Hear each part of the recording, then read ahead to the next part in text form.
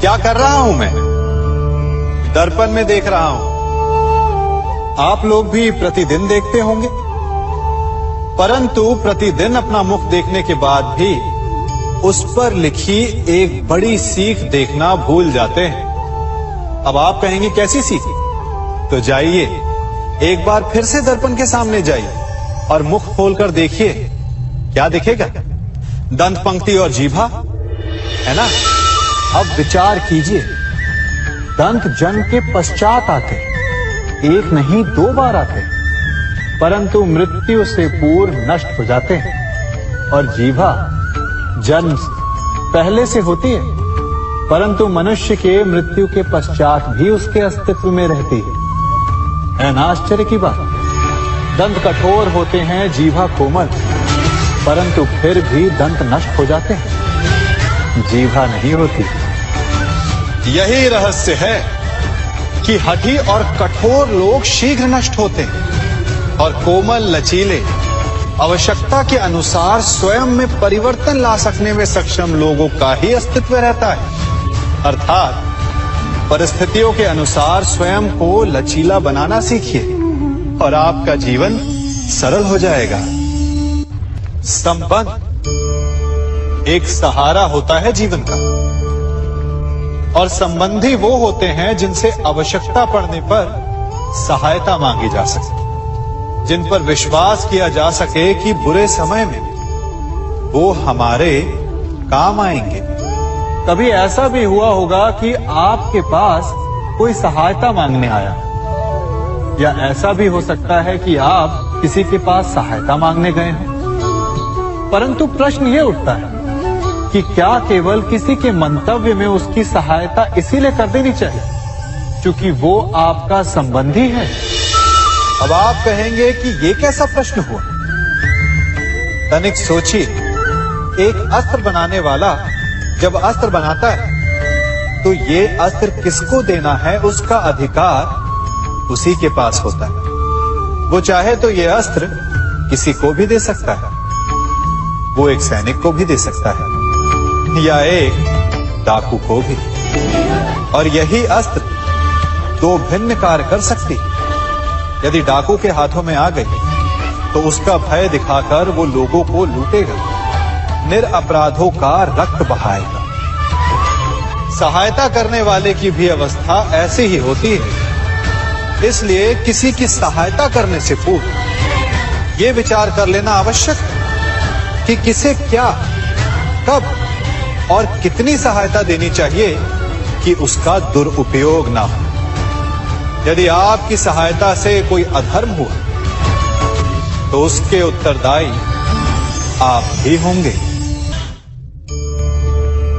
जीवन में कई बार ऐसे अवसर आते हैं कि आप लोगों से मिलने जाते हैं और उनसे कुछ आकांक्षाएं भी रखते हैं, और कई बार जीवन में ऐसे अवसर भी आते हैं कि लोग आपसे मिलने आते हैं। इसलिए अतिथियों का सम्मान करने से पूर्व सदा कुछ बातों को स्मरण रखना आवश्यक होता है। यदि कोई आपके पास मिलने आता है तो उसके 3 कारण हो सकते हैं। पहला कारण होता है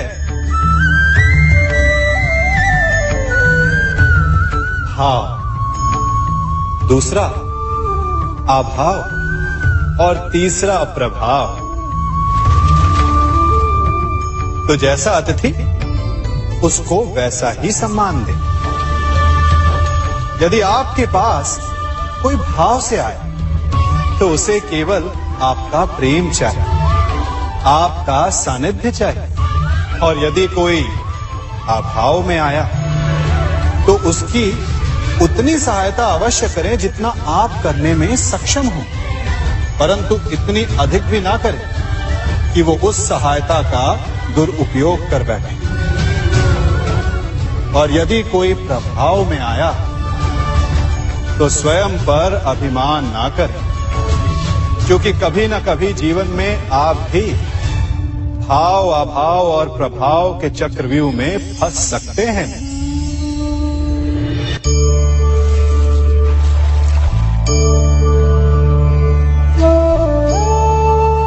यदि जल को मुट्ठी में कसकर बांधें, तो जल कैसे अपना मार्ग बनाकर निकल जाता है? इसी धारा की भांति यही अवस्था हमारे अपनों के साथ भी होती है। अधिकतर हम जिनसे प्रेम करते हैं, हम सदा उन्हें अपने समीप रखना चाहते हैं, स्वयं से दूर नहीं होने देना चाहते।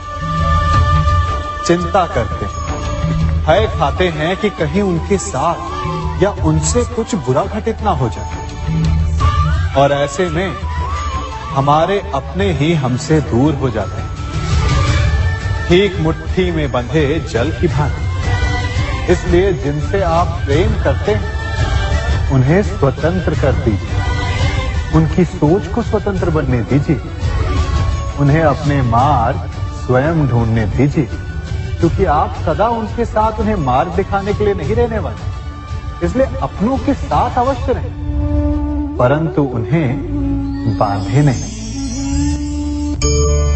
जन्म के पश्चात बालक जब पहली बार अपने नेत्र खोलता है, तो उसका मन उत्सुकता से भरा होता है कि ये संसार क्या है, उसे क्या दिख रहा है। ये उसके जीवन का नया आरंभ होता है। परंतु जैसे हम धीरे धीरे बड़े होने लगते हैं, अनुभव अर्जित करते हैं, हमारे मन की उत्सुकता, हमारे जीवन का चाव होने लगता है। तनिक सोचिए, जब हम सुबह सोकर जगते हैं, अपनी आंखें खोलते हैं, तो उसे ही हम अपने जीवन का प्रारंभ समझ ले, तो सुबह से लेकर संध्या तक के समय को ही अपने जीवन जीने का समय समझ ले, तो कितनी स्फूर्ति आ जाएगी। आप कितने काम कर पाएंगे, कितने लक्ष्य अर्जित कर पाएंगे। फलों से मिलकर घड़ी बनती, घड़ी से मिलकर प्रहर, प्रहर से मिलकर दिन बनते हैं, और दिनों से माह और वर्ष। यदि आप अपना हर पल, हर प्रहर विश्वास से, हर दिन उत्साह से जिए, तो आपका संपूर्ण जीवन सार्थक हो सकता है। मनुष्य अपना जीवन विश्वास पर जीता है, परंतु विश्वास किसका? तनिक सोचिए, किस पर विश्वास है आपको? महापुरुषों की कही बातों पर, ग्रंथों में लिखे ज्ञान पर, माता पिता की सीख पर, या मित्रों के दिए गए निर्देशों पर, या फिर मेरी कही बातों पर? ये सब विश्वास अपूर्ण है जब तक आपको स्वयं पर विश्वास ना हो। यदि विश्वास करना है तो पहले अविश्वास करने के विज्ञान को भी सीखना चाहिए।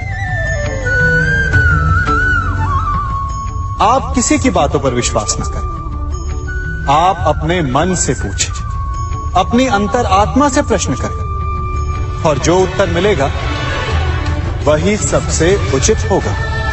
जब आप अपने मन, अपनी अंतरात्मा पर विश्वास करना सीख जाएंगे, तो नीति ज्ञान सब आपके भीतर से स्वतः उमड़ेगा।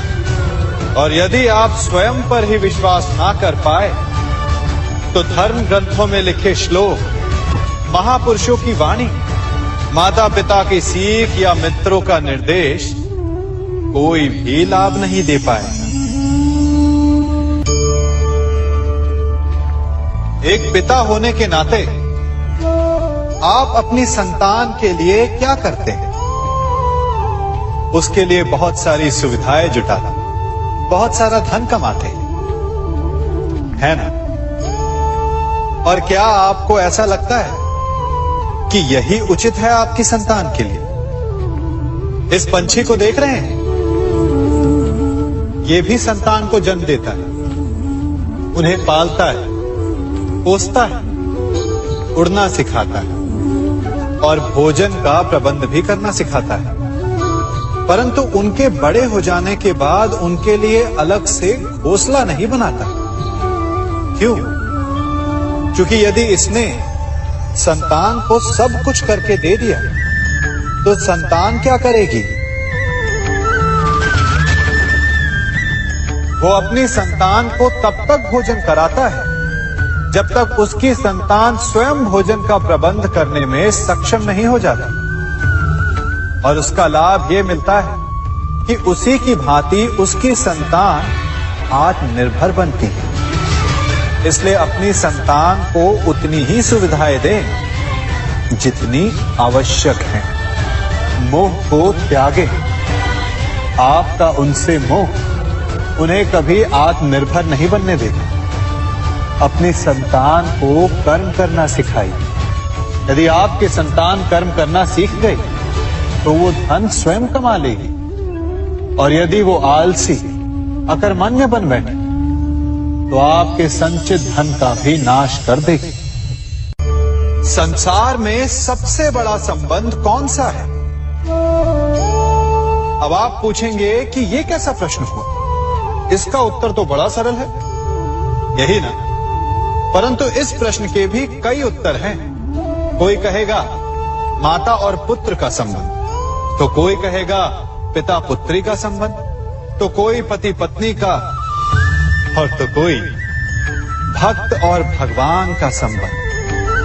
परंतु तनिक गहराई से देखेंगे तो पाएंगे कि ये सारे संबंध या तो जन्म से जुड़े होते हैं, या समाज में बना दिए जाते हैं, या फिर किसी आकांक्षा के चलते बनते हैं। तो सबसे बड़ा संबंध कौन सा होता है?